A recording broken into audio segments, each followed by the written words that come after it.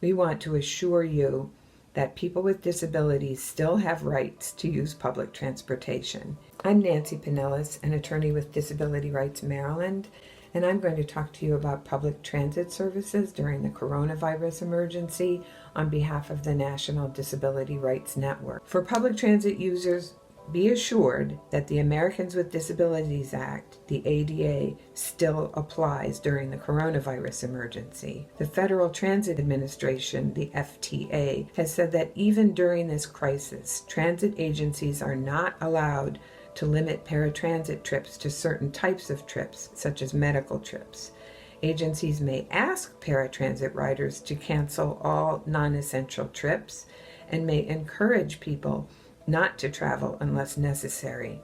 However, each rider has the right to choose when to take a trip. But this advice does not apply to subscription trips, such as daily rides to work, school, or dialysis treatment, because subscription service is not required by the ADA.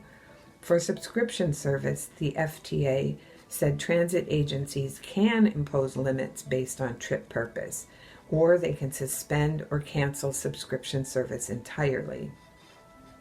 The FTA has advised transit agencies about how to prevent sick people from boarding public transit.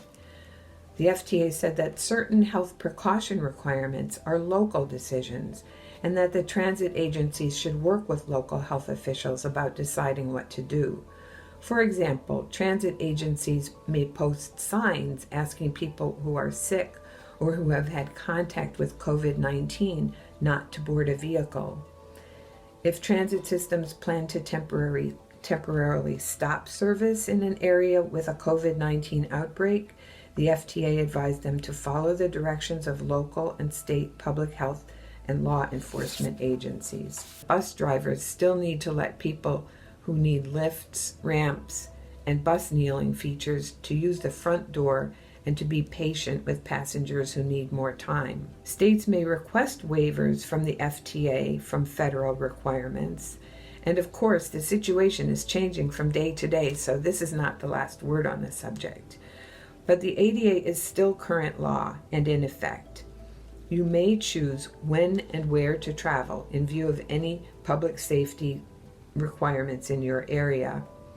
If, due to your disability, you experience any problems using public transit, we urge you to contact your local protection and advocacy system to get advice. You can find your PNA at ndrn.org or by calling 202-408-9514 or through the TDD-TTY system 202-408-9521.